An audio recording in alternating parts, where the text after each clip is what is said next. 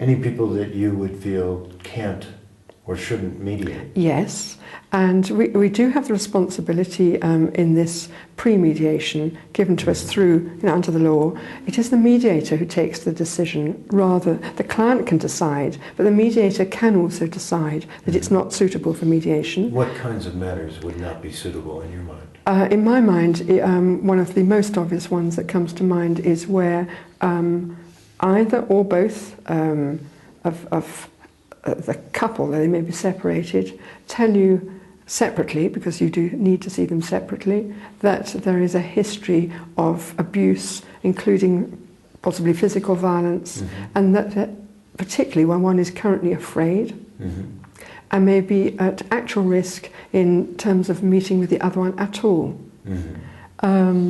Yeah, there's two pieces there. One is the actual risk, and the other is fear. The other is the history of, or perhaps fear, but also it's really three things. Really, okay. It's history, it's risk as seen by the individual and by the mediator, because a person who's very worn down and depressed may underestimate the risk, and the mediator may see it actually more. And the third is the level of fear, which doesn't always relate to the level of physical risk, but maybe a high level of fear, and I think it's all those three.